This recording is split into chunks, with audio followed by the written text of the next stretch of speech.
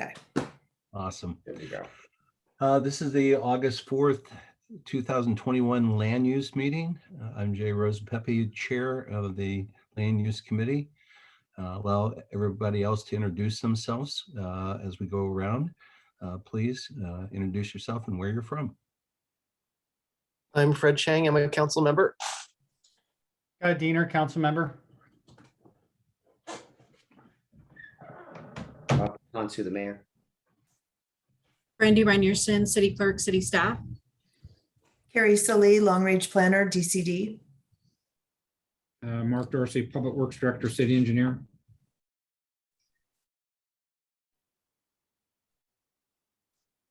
Jay, we don't normally take testimony from the public. No, but that's I know we fine. have- Yeah, no, I was moving on. Carrie would like to go with the first item. The first item is actually Brandy's, the street vacations. Okay. All right, so hopefully you guys can see my screen. Yes. Okay, so I have two sets of street vacations, and I think the easiest, hopefully, and the simplest street vacation is the one vacating Harrison. I do see the two petitioners in the meeting, so I'll go ahead and present, and then if the committee has any questions or of myself or the petitioners, then I'm assuming that they wouldn't mind answering those questions. So just for the record, I do see, I'm sorry? I guess I'm getting feedback. Hopefully that's not for me. So in the audience, I do have Dana Harmon. She's one of the petitioners, as well as Noelle Larson. And again, their request is to vacate Harrison. Public Works Director Dorsey is also here to comment and confirm that there are no utilities in these areas here. So here's Kidsap, here is Sydney, DeKalb. There is an alleyway that goes all the way across here. That is to remain the same. So the petitioners are requesting to have this road here vacated and this road here known as Harrison. Now, Brandy, those aren't roads, they're Right of ways, right of sorry. ways. They're right of ways, and it's my understanding that I'm gonna move this here so you can kind of see it's overgrown. So they're technically unopened right of ways. Is that what they're classified as? Yeah, Okay. they're unopened right of ways. They don't have any utilities, and they're fairly steep. So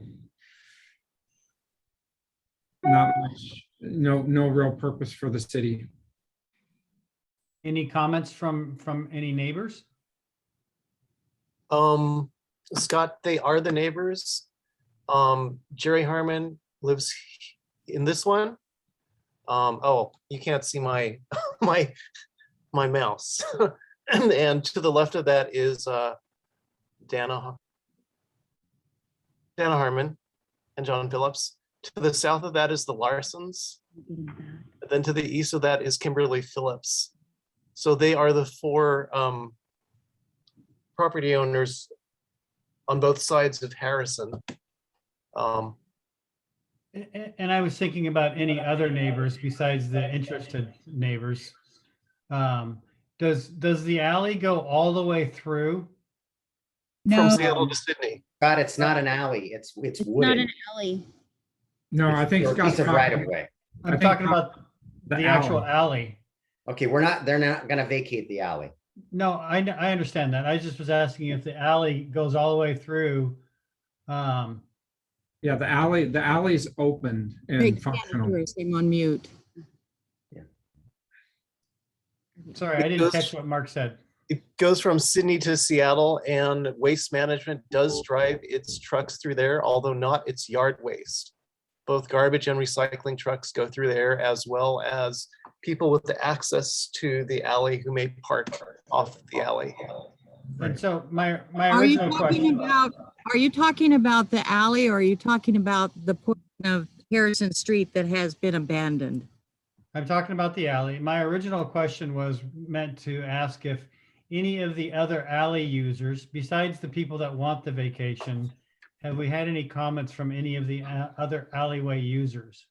No, but one half of it is totally covered with blackberries. Yeah, It's one, not accessible to even walk through. yeah, and the other half, Okay. you have to be, most people care for their cars more than they care for bunging them up going down the alleyway, I mean, the driveway. Okay, thank you. I'm sorry I didn't ask my question better, but thank you for the answer I was seeking.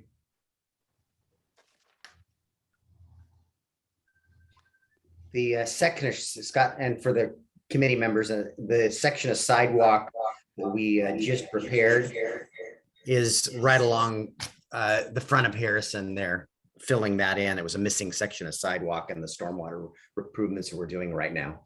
Is it over here? It's Yes. on the north side of right there, yes. It's still closed. It is still closed. It will be for about 2 more weeks. So any other questions from land use members? Do you have any thoughts or? I don't I- have any objections to the proposed vacation.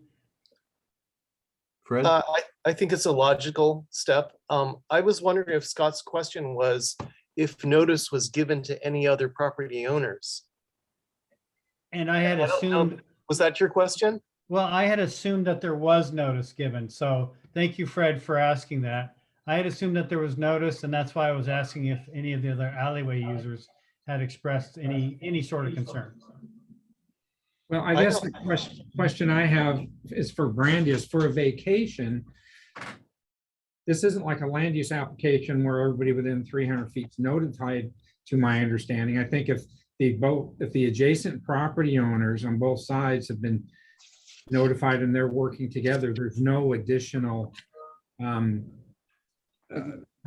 noticing other than the action before council, correct, Brandy? Correct. So the first step is that in order for the city to move forward with even entertaining a street vacation, more than 2/3 of the adjacent property owners of the vacation that's being requested must sign a petition to agree to move forward with that process. They've actually got 100%. Right. And so the next step is that if the committee is willing to move this forward, the next step would to bring it to council for the council to set a public hearing date. And then once the council set a public hearing date, that is the opportunity for the neighbors and any other members of the public wish to comment about that vacation. And then the council can take any considerations based on what they've heard. And then at that point, they can close the public hearing. And if the committee agrees, we can also take action at that meeting, or we can hold it. Let me think here. There might be a requirement that we have to wait so many days before council can take action. So yeah, so there is a opportunity for the public to comment at a public hearing before it is final. I hope that answers your question, Councilmember Diener. So right now, I'm not hearing any reason not to move this forward to council for consideration. Is that correct, Fred and Scott? I'm good with moving it forward. I think that answers the question on this one. The next vacation package, so to speak. Thank you all.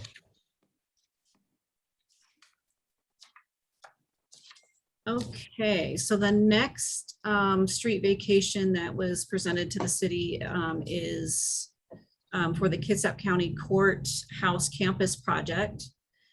And I do know that Amos here, who is representing Thomas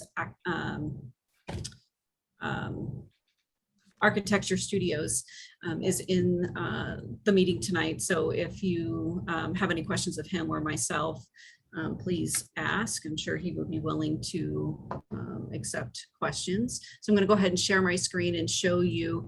I apologize, this is not part of the packet tonight. This is kind of an afterthought that might be a better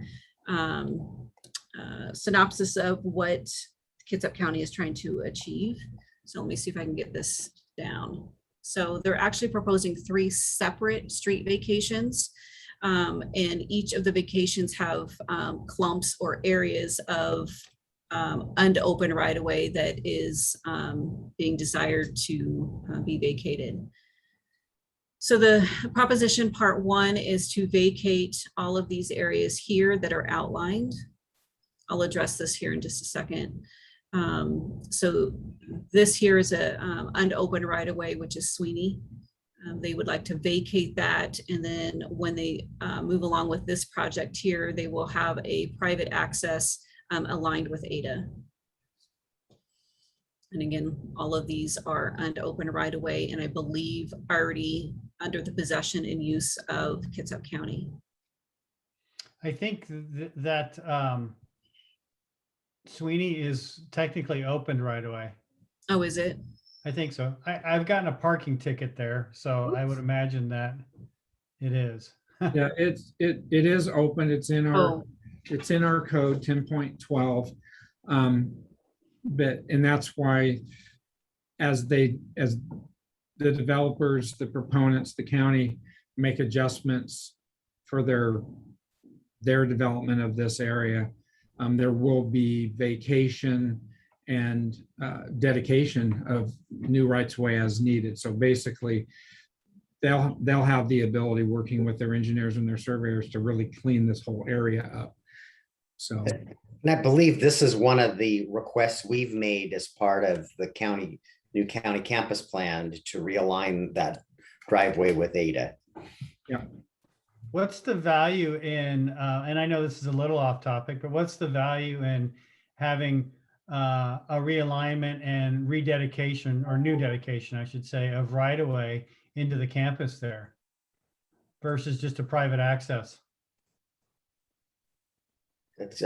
Mark speak to that, but it's traffic safety, a four-way intersection versus that funny intersection that we have right now. Yeah, well, I think what Scott's saying is that you could still align the main campus entry, courthouse campus with Ada, and just not have it be public right of way coming in. I think the answer to that is, or what the value is to that, it's a function of what the campus looks like. So I think what the city is agreeing to is the vacation of the old Sweeney and that little flag of the alley, because it makes no sense having those purple areas there, in the campus, whether or not anything, so the vacation needs to go forward, whether or not anything actually becomes reestablished as dedicated right away will be a function of their site plan and what makes sense. There may be, it's been a while since I've seen their plan, and there may be a main drive-through that's going to have on-street parking, for example, that they may want to have as a city street as opposed to a private road. So I think really this action is just doing the vacation, and then we'll see if there's going to be any subsequent dedications of right away. Yeah, and I don't have a problem with the vacation at all. I just don't know that we should represent that there will be a realignment and a new dedicated right away, because maybe there won't be. Maybe it'll be a private access like it currently is with stop signs. And that, just to hedge our bets a little bit, or for the county to hedge Correct. their We bets. will, what we will be saying is that we will be requiring, whether it's through SEPA or site plan review, that any entry into the courthouse on the Sydney sign will align with Ada, and that any entry off of the Klein side will align with Sweeney. We don't want offset intersections like we currently Sure. have here. Yeah. We don't have to do that, Mark. We don't have to do that though as part of the vacation, approving the vacation. No, we do the vacation so that they basically have a blank slate to work with. Right. And that's what I'm saying. So Fred and Scott, any reason not to move this one forward? No, and the realignment at Ada is something that the proponent is proposing. We're not requiring it. It's on their page of their site plan. Fred, when we get to permitting, we will be requiring it, but it's not part of this action. Right, it's not part of the street vacation. Yeah, that's where I was going. Yeah. I do have one concern. I think everything that's north of Taylor is part of this action one. But south of Taylor, there's something needs to be vacated, but I think it needs to go with the next action, which is the vacation of Austin. I think what they're proposing, and correct me if I'm wrong, Amos, is initially we saw plans that took that entire area between Smith and Taylor as a parking structure. You don't have to go. I think everybody can envision it, Randy, or you zoom out. Okay. That's not the right picture. One more down shows. Yeah, the okay. final Oh, one more. development. Sorry. Yeah, this was the original plan. Okay, now back up, Randy, to the other picture. So the county has acquired most of the, whoa. Oh, this one. Yeah, they've Okay. acquired most of the property and plan to move forward with a phase 1 first. That's So I think correct. those two vacations need to be married together I agree. as a set. So we got one process, existing campus, and this other one that's part of the application process for this parking facility. And then there's a third vacation down the road when they get to doing more of it. Yeah, for the second phase of the The second parking phase area. of the parking garage. And that'll be a future action, not today, They don't own all that property, do they? not yet.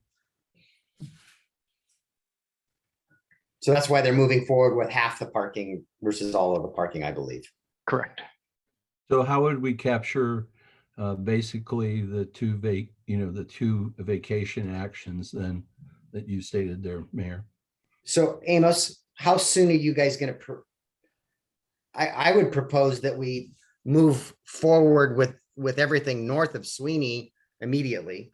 And then when the county makes application for the parking structure, the first phase of the parking structure, that concurrently with that, they bring forward the second annexation proposal to get those, Austin and that section of, Okay. that half section of alleyway at the same time. Rob, So you mean north of north of Taylor, not Sweeney. Taylor. Excuse North me, of Taylor. south of Yeah. Taylor. Yes. Right. Okay. I agree, that makes sense. We talked with Nick, actually it was kind of middle of last week, and he just mentioned that we had some other vacate requests going on. So we kind of scrambled to throw this all together to get this kind of out to you for review and discussion. But yeah, I would agree that anything north of Taylor, let's lump that together. We do want to start moving forward with the phase 1 parking. So south of Taylor, the north half of those 2 blocks. Folding that into a vacate request now, as opposed to say a couple weeks from now, to me makes sense just to take it all in at once. If we need to revise kind of our proposition 1 to be north of Taylor and proposition 2 to be south of Taylor, that could be a pretty easy edit or update to our documents. So how about this, Jay, or the committee, that you guys have potentially approve 1 and 2, but 2 doesn't move forward to council for approval until application is taken. So we don't have to bring it back to this committee again, if you So guys are basically- supportive of that. Yeah, basically, we're looking at just that one block, the items within the one block. Right, well, right now would Between inside Division the- and Taylor. yeah, between Division and Taylor would go forward to council, full Right. council now. Mhm. And then the other would be potentially approved by this committee and wouldn't go to full council until application is made for the parking lot. Okay, but we're gonna give our approval for both items today as a committee. Potentially, that's, I think that would be the ask. I'm fine with that.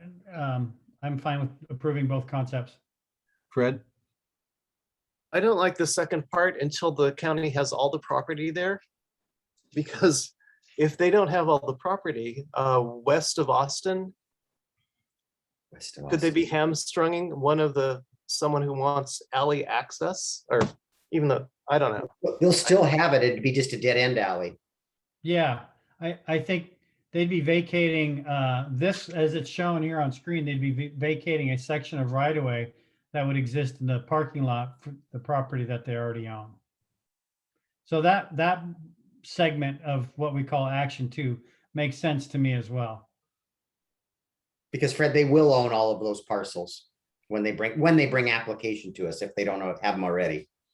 Yeah, everything north of that alley is currently owned by the county. North, but not south of that alley.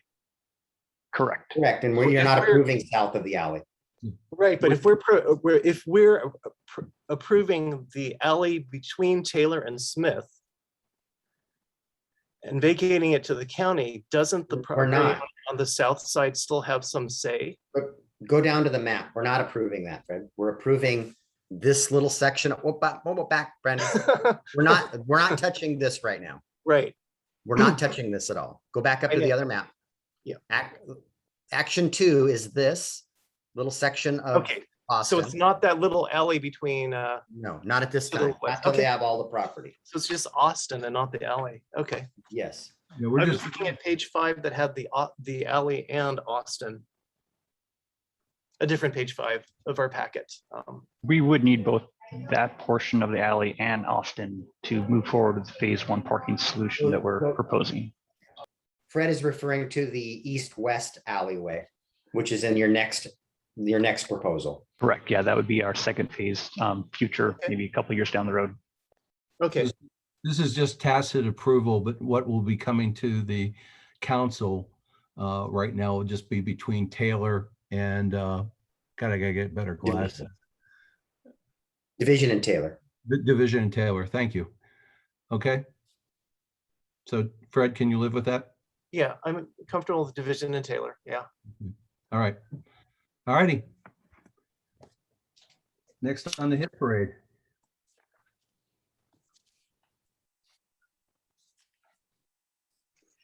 What's on the agenda next? Trees on Stratmore Circle. The Mark Show. Okay, do we have a graphic? Brandy? Or Carrie? Page 40 or 41 of the packet.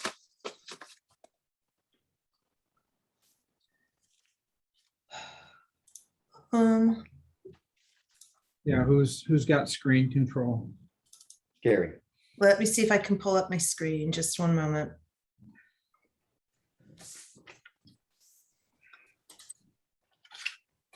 It's being stubborn with me, but it should be there in just 1 second.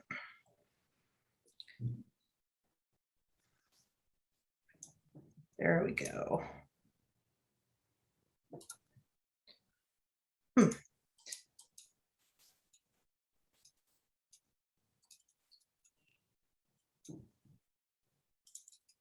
Does not like these trees.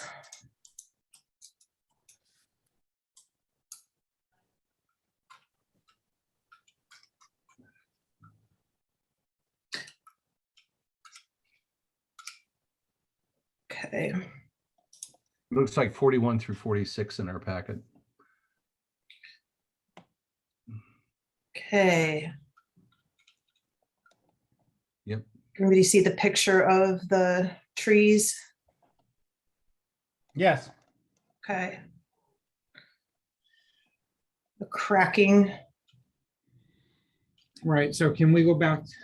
So the request, I'm trying to remember the request from the residents. I'm pretty sure I know what the city's position's going to be. I just wanted to, there were a number of, we had an issue out at McCormick Meadows, and I think Strathmore, and then one at down below Albertsons that all kind of came in at once. So in general, Mark, will you begin? Well, it seems like there's two issues here. One is the parking issue, and the other is the assertions that the HOA is making about city responsibility. Is that a fair assertion? right, that's why I wanted to go back to the original email request to refresh my memory. So Jerry wants to talk about a special parking pass for example, for landscapers who need to have their equipment on site for longer than the parking allowances will give. Right, that's not Strathmore though, right? Right. That's a separate issue than this. Okay. It was in the email string ahead of this in our packet, so that's why I was a little confused. So Strathmore, Strathmore, there are approximately 65 trees, asphalt on the inside, 16 more.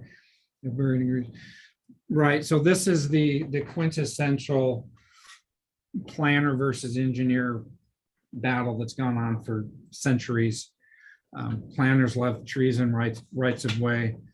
Engineers hate trees and rights of way. So, I think that the solution to this is that because these trees are just literally, we have the same situation out at McCormick Meadows recently. These trees are just literally at the right-of-way line or in the 10-foot utility easement. And so what the city's probably going to end up doing over time is digging down on the backside of the sidewalk and cutting the root and then putting in, going back to the tree and putting in a root barrier like we used at the Tremont project to stop continued root intrusion, and then doing some grinding down. But we're certainly not going to be replacing all the trees and replacing this asphalt pathway, which I think was kind of potentially hinted at. So we'll make repairs as needed. So why was this put on the agenda then? Well, there's the whole responsibility question that we didn't really want to get into, but felt like this needed to at least go to committee to, have the council refreshed with that position if needed. But there were a number of these sidewalk issues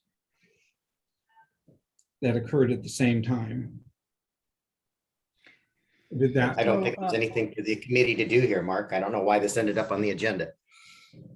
But I will ask a question, since we've opened the door and you've talked about, a barrier, the city having to put a barrier in for root intrusion. Is this something that we should change in our code, or we have changed in our code to? It's in our, it's a change that's coming into our standards. It's either. I think over the years, we've also come to understand that there are trees that you can plant that are friendly to pavement, and versus historically those that people just planted because they were asked to. So I think in terms of planning purposes, we've gotten better about what trees to sink. Hey, Mark, will you be grinding these in the meantime? After we deal with the root, we'll be doing grinding. Okay. So there's no imminent harm issues. No. What's out there now? Okay. No, it's just, we're going to take this on. Yeah. It's an operational issue. It's an operational issue, but again, there is the code issue that we're going to continue to move under the current direction that we have. So can we see the graphic on page 46 of the overview of the Strathmore Rutherford? It looks like the email is stating that there's some access road that they felt should be taken care of. What access road is that on this map? Here, yeah, is it the green thing on the right, or? That was a different issue that had to do with, that's an access for the city. There was a residence that was walking through there that was wanting that area to be repaired to a standard for them to walk through it. And our position response on that one, we just went back with them and said, no, that's not your access. That's our access for our storm facility. And yeah, that's fair. That we maintain it for that. It's not a pedestrian access route at all. So. All right, any more on this one before we go to on-street parking permits? Well, no, I agree with the mayor that there isn't much for us to do on this one. I was actually perplexed when I first saw it because I was thinking, do the residents really want trees to be cut down on Strathmore? I can't believe, or Rutherford? I can't believe that they would. I think in their perfect world, we would replace all the trees and redo the street and. Right. Right, that's I think that That's was the ask. that was what the ask was, that we were gonna go and replace all the streets and put a new sidewalk. There is no sidewalk there though. It is, it's asphalt. Doesn't An mean it's asphalt, not a yeah. sidewalk. It's just an Hey. asphalt sidewalk. Mark, can you give me the 15-second lesson on what root barriers look like? They have different kinds. The root barrier that we used on Tremont comes in big sheets. It's almost like a battle drain, kind of a corrugated plastic type material. Root boxes, a lot of times people use copper strips. And there's also like root boxes for trees to be planted in. Those are more for very urban environments. So I think we're going to look at installing a root barrier along those trees, along the back of that sidewalk. That's basically what we use in Tremont, which is kind of a HDPE corrugated material. Okay, thank you. And if the tree, and those are all deciduous, so the tap root is their main root. So there shouldn't be any loss of trees. Die off, sure. Thank you. Mark, and just when we did those root barriers ourselves up by Clayton Park, we just need to make sure that the leading edge on that is below grade. The guys left them flush, and then the material washes away, and then we got a trip hazard. So Right. Yeah, they don't need to be. they Come don't all the need way to to be the flush to the surface. ground. They need to be down below grade a couple of inches. Yeah, I agree. Okay. All right, since there's no action required of this committee, move to on-street parking permits, Mr. Dorsey.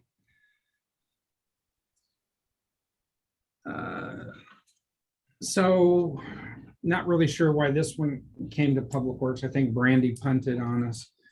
No, it was Noah. Noah pushed it back to land use because he didn't want to deal with it in finance. Okay. So the issue here is that we have within 10.12 of the municipal code, we have areas in which we have 2-hour parking, 4-hour parking, no parking. That's enforced. I know in this particular neighborhood, we had some issues down on Kidsap Street and up on DeKalb, where there were business owners that had equipment that were parking their equipment on the street every night, big trailers and things. We also had situations where there were RVs and boat trailers and things that were perpetually in the right of way. And over the years, I think the first action that the city took had to do with like boat trailers and RVs. We put restrictions that those weren't allowed, even with parking passes, these residential parking passes. Then I remember there was an action taken where these work vehicles weren't allowed, specifically like a landscaper or a tree removal company. I think our code specifically prohibited that. And so that's really, to me, that's the issue in the conversation is the council took action to actually not allow these vehicles to be parked overnight. And so now you've got the potential for these types of vehicles now to, under these kind of special use permits, to now, be parking, whether they're, landscapers or whatever. So I think it came to land use because it was really, the tip of the potential iceberg for going against previous council actions, if that makes sense. We got a case here too, where I don't think if we had passes that we were issuing for commercial purpose. Rob, you're muted. Yeah, the administrative, I don't think we could charge enough to cover the cost of issuing these permits. And I think could be construed as a gifting of public funds. It would be an administrative nightmare trying to issue these. We don't have a program for it. And the cost, I think it would be cost prohibitive for us to try to recover our costs in issuing, gathering proof that you're a business. And so otherwise this could get, the real reason of our parking, the short-term parking that we have downtown is to prevent tour users and commuters from parking all over our downtown and our waterfront and our downtown core. And we give an exemption for residential permits for the people that live in these neighborhoods. But I think it's a slippery slope to start offering different types of commercial exemptions. I don't think they need to be commercial. I've heard from residents who have a nanny that comes in the day, let's say from 8 a.m. to 4 p.m. and they wanted to have a nanny permit for someone like her. I don't think I would call that commercial. I would call that maybe a supplementary residential type permit.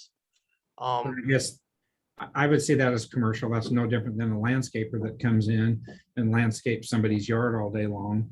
But Mark, I think your history is you're talking about the landscaper who parked their huge rig overnight. These are not people parking overnight. No, but you're still talking about potentially parking there for the entire day and being exempted from the 2-hour or the 4-hour parking. And I think a nanny service or a visiting angel or something is a commercial activity. Well, it's more of a service than, okay, I don't want to split hairs with you. I understand what you're saying, but it is a need that residents have where they need someone providing a service, whether it's a family member or an outsider who has to park for more than 4 hours. Yeah. We have a guest pass policy. It's actually not very convenient because you have to go down to City Hall to get it. I understand we don't have the infrastructure for someone to just get a pass online, maybe at a fee. We're working on that.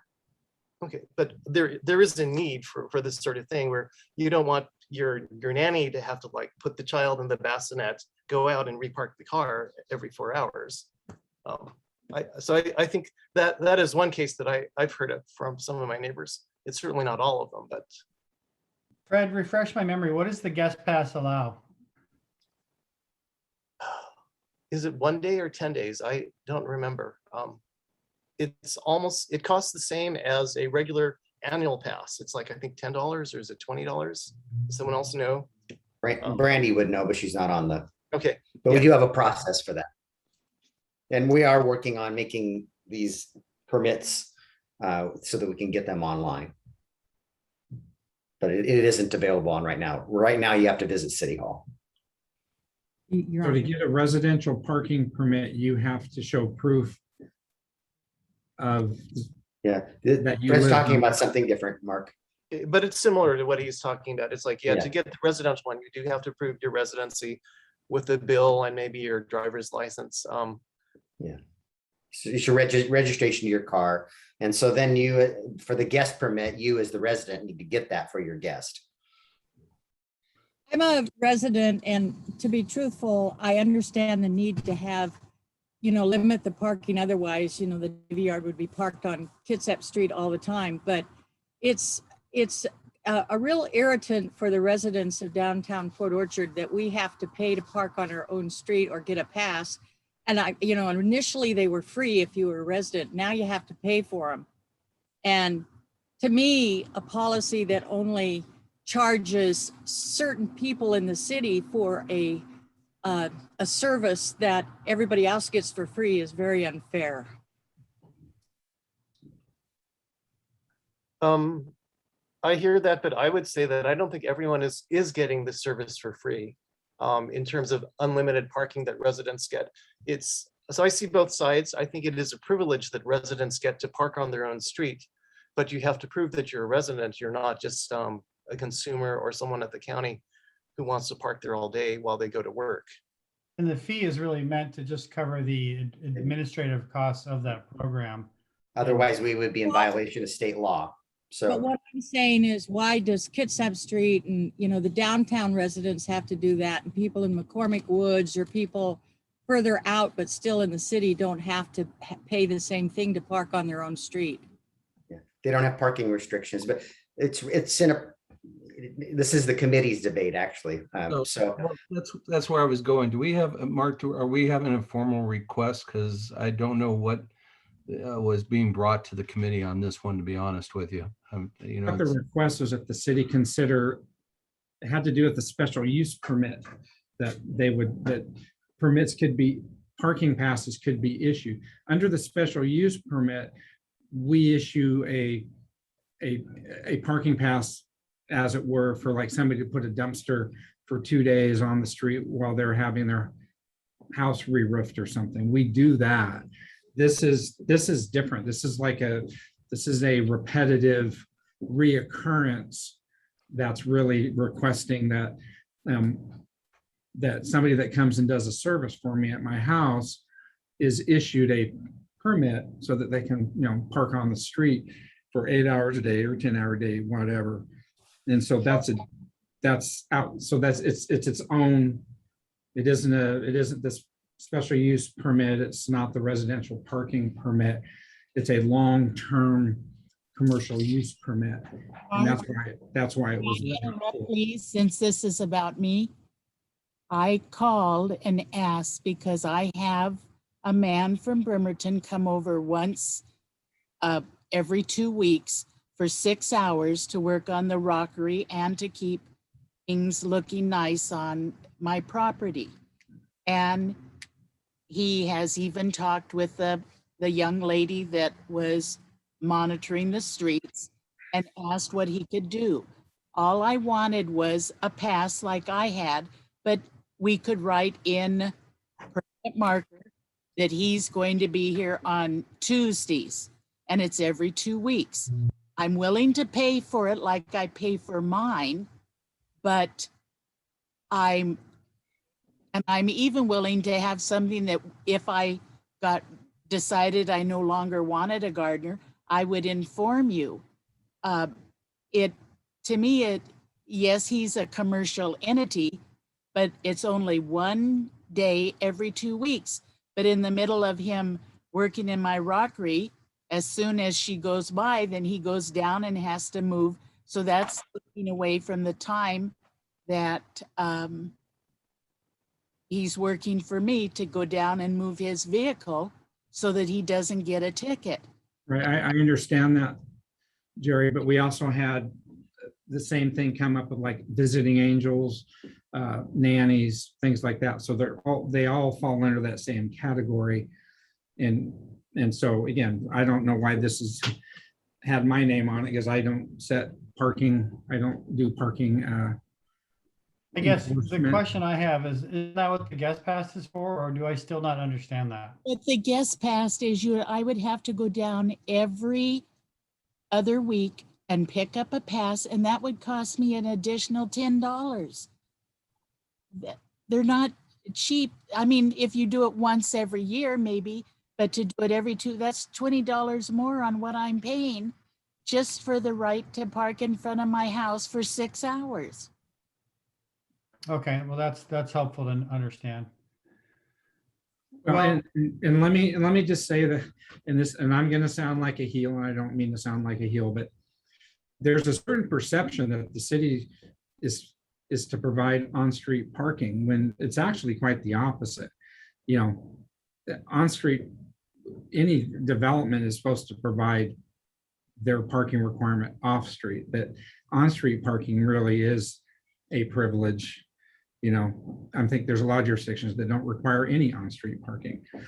So I think we need to keep that into context as well, that the right of way is for the traveling public and not necessarily there for parking. All right, I'm going to kind of, I know we have another item on our agenda tonight. Jerry, I'm going to kind of end this one and get some more information. I'm also, Jerry, going to ask you, would you please send me an email to my email so we can get this formally considered with the Land Use Committee? I cannot see who's talking to me. Oh, this is Jay Rosapepe. I'm sorry, Okay, Jay. I thought it was your voice, but I can't. Yeah, no, could you please do that? Yes. Okay, thank you. The last item we had, because the mayor has to leave here, was about fireworks. Did you want to go ahead with that, Mayor? Sure, and I'm not looking, I'm just maybe looking for some direction here. It's probably one of the things I get the most complaints about through the year is the couple weeks leading up to the 4th of July and the few days after we've celebrated the 4th of July. And historically, we've had the public display on the same day as on the 4th of July. And many communities like Paulsbo does it on the 3rd of July, and Bremerton does the bridge blast the Saturday after 4th of July. Some of the things that have been described to me and I've personally witnessed, we have all kinds of people that come see this public display, and they bring with them all the things that they buy at the fireworks stand here locally and possibly off the reservation, and park in front from somebody's residence and proceed to light off fireworks in the street in front of somebody else's home. And it kind of creates a bit of a war zone here in the area right downtown. And this year we had the public display a week after 4th of July, and the comments that I got from the police department and from the feedback I got from Fathoms was this was the most family friendly public display than anybody can remember, because it wasn't at the same time when personal fireworks were being discharged. So I guess I'd like for you guys to think about and maybe bring this back next month. I think we should, I would hope we would consider maybe a few different things. Possibly separating the public display event from the 4th of July, and whether that's possible. I would think we'd have to have some conversation with Fathoms, because they're the one fundraising and putting that on. We'd want their input on that. Are we to the point where maybe we don't want to have personal fireworks in the city, or potentially in a zone downtown where you could observe the public display? I don't know. Those are thoughts I have. And Carrie, did you do any research? I know Bainbridge doesn't allow fireworks. Tacoma doesn't, but I was uncertain about Gig Harbor. You're muted though. Gig Harbor is the last jurisdiction in the packet. Okay. I had attached several jurisdictions in here. They do allow the sale and use of fireworks, but they are limited. And if you want, I can share that page, or are you looking for specific guide? You could just share. So they do allow fireworks. That was the question in Gig Harbor. They do. It's from June 28th to July 5th of each year. Okay. So Non-stop, 24 hours a day. that's No. the sale. That's No. the sale. The use of fireworks in Gig Harbor is limited to 9 a.m. and midnight on July 4th. Yeah, that's Thank you. Okay. similar to us. And I can tell you from personal experience that we can get them all the way from July 2nd all the way through about July 5th. So, it's sort of like if we're thinking of moving our date and for our fireworks display, I think you have two separate issues here. One is personal use, and one would be the formal display. So I love the public display. I just think it's to gather a whole bunch of people and allow personal fireworks to be just discharged in amongst a large crowd of people might not be the most responsible thing to be doing. And, you know, so I wanted to raise the question, if any changes are made to this aspect of the code per state law, it goes into effect 1 year later. So Right. next 4th of July won't be any different than historically, but 2 year, you know, 2 4th of Julys away would be. I think this is definitely worth talking, further talking about. I think you're giving us some things to think about, and I think we should put it on for next month's land use meeting. Could you live with that, Mayor? I think it's also a conversation worth having. We've seen mortars that you can buy get bigger and better. The mortars that you can buy today, you used to be required to have training on 10 years ago. You had to get certifications for. I've seen a mortar go off in a child's face that was kicked over accidentally by a kid down the street. And Rob, you talked about war zone downtown. It's not just downtown. No. So I think the conversation is worth having. And I like the idea of breaking the conversation into 2 parts. One is public display and the other is personal use. Fred, can you live with that?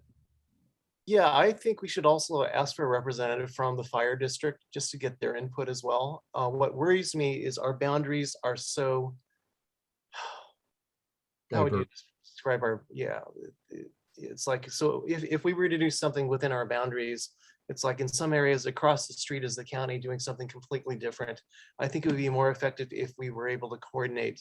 They're not going to, right? That's dead on arrival. We can I only control our understand that, but it jurisdiction. would still be nice to hear from our fire district and just see. Yeah. If They would love for us to ban it. They don't have a dog in this fight. They don't have any control over it.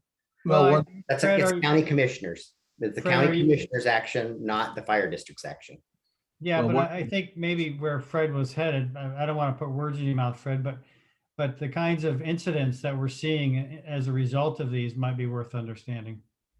Well, I think that, also with our climate over the past several years, we've been seeing July being drier and drier. And I thought that's where Fred was going with that one. Because of, how much wooded area we have outside of the core area, but even downtown, we do have parks and stuff that, Yeah, it would be good to see what our emergency response and police responses have been during some of the latest 4th of Julys. I don't want to drag this out through next year. As the mayor pointed out, it takes effect after a year. So can we put that on, Carrie, for next month, and also see if we can get somebody from the fire district here to at least Yes. that we can chat with. And just closing that loop on the fire district, they have the authority, the fire marshal, due to fire risk. That's we've already passed that code and it's countywide. They can prevent the discharge of fireworks. And I talk to them every year about it, because we've had a couple of dry summers here recently, and there hasn't been the appetite to do that. No, I know that. But there's not an appetite on their end, but it may be on our end. So I agree, Mayor. Anything else for the good of the order? Should we set the next meeting date too before adjourning? We had been meeting on the 4th, fourth Thursday, I thought. It kind of all went to heck in a handbag. So you're looking at September, because I'm not available that Thursday, but.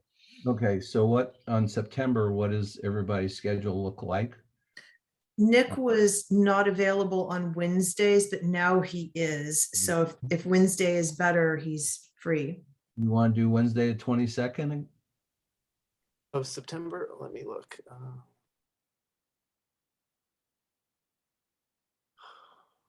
4 o'clock, 4:30?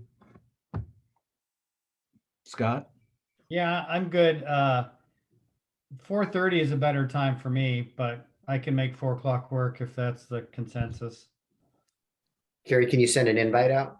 4 or 4:30? Do 4:30 right now. Okay, Okay. Thank you, Carrie. thank Okay. you. All right, I think that's all for the good of the order today. Hey. Thank you for everybody's attendance. Go ahead, Scott. I just was gonna ask the mayor to give me a call when he has a moment. Okay, I will in just a minute.